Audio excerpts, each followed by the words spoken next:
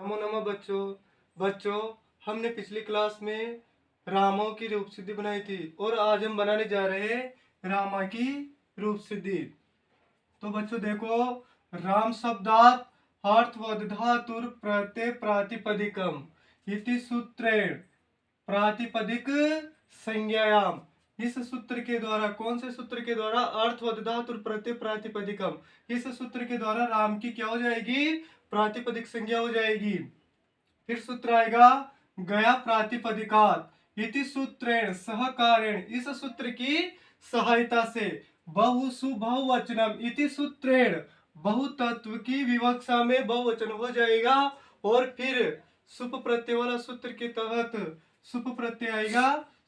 तो सुप प्रत्यय वाला सूत्र है सुअजस मोट चष्टाभ्याम बिस गेभ्याम बेस गसिभ्याम बेस गसो साम गयो ससुप इति सूत्रेण।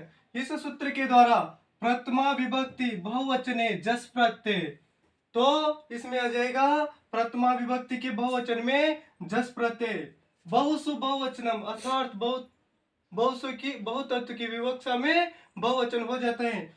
तो राम राम राम यह स्थिति आ जाएगी, जस प्रत्यय आ जाएगा प्रथमा विभक्ति के बहुवचन में। इति अवस्थायाम, इस अवस्था के बाद में स्वरूपाणाम एक शेष एक विभक्तो इति सूत्रेण राम शब्द से अन्य राम शब्द योच लोपे कृते।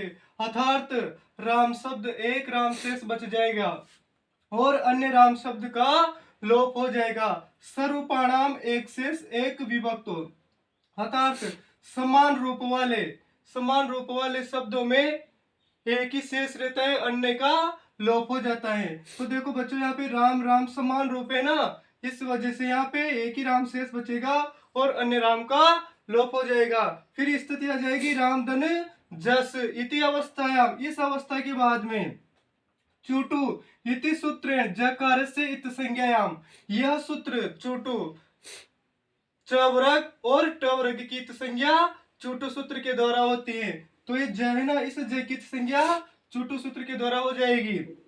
स्थिति आ जाएगी राम धन जस इति अवस्थायाम। इस अवस्था के बाद में तस्य लोपः इति सूत्रेण। यह सूत्र तस्य लोप क्या करेगा? फिर जकार से लोप करते, इस ज का लोप हो जाएगा और जकार का लोप होने के बाद में स्थिति आ जाएगी राम धन अस इति अवस्थायाम। इस अवस्था के बाद में ज का लोप हो जाने के बाद में अशेष बचेगा, तो स्थिति आ जाएगी राम धन अस इति अवस्थायाम। इस अवस्था के बाद में फर्तमयो पूर्व श्रवण इति सूत्रेण। इस सूत्र के द्वारा पूर्व श्रवण दीर्घ कृत्य, अर्थात ये दोनों मिल जाएंगे, दीर्घ हो जाएगा तो रामास हो जाएगी। स्थिति आ जाएगी रामास इति अवस्थायाम। विभक्तिश्च इति सूत्रेण विभक्ति संज्ञा कृत्य। यह सूत्र कहता है सुप और तिंग प्रत्यय की विभक्ति संज्ञा कौन से सूत्र के द्वारा होती है? विभक्तिश्च सूत्र के द्वारा सुप और तिंग प्रत्यय की विभक्ति संज्ञा होती है। तो देखो बच्चों, जैसे ना अपने पास, तो ये सुप प्रत्यय के अंतर्गत आता है, तो इसकी विभक्ति संज्ञा हो जाएगी। फिर स्थिति आ जाएगी रामास इति अवस्थायाम। इस अवस्था के बाद में हलंत्यम इति सूत्रेण। हलंत्यम इस सूत्र के द्वारा सकार से इत संज्ञा प्राप्त हो जाएगी। कौन सी संज्ञा प्राप्त हो जाएगी? सकार की। इस सकार की क्या हो जाएगी? इत संज्ञा प्राप्त हो जाएगी इस स की। स्थिति आ जाएगी रामास इति अवस्थायाम न विभक्तो तुष्मा इति सूत्रेण। यह सूत्र फिर सकार का निषेध कर देगा। क्या कर देगा? सकार से निषेध करते, तो स्थिति वैसी की वैसी रह जाएगी। अर्थात यह सूत्र कहता है न विभक्तो तुष्मा, यह अर्थात विभक्ति में स्थित यह सूत्र कहता है विभक्ति में स्थित तवर्ग स और मकार न में नहीं इस संज्ञक नहीं होते हैं। कौन कौन से? तवर्ग, सकार और मकार विभक्ति में स्थित इत संज्ञक नहीं होते हैं, तो ये निषेध कर देगा न विभक्तो तुष्मा। तो स्थिति वैसी की वैसी आ जाएगी।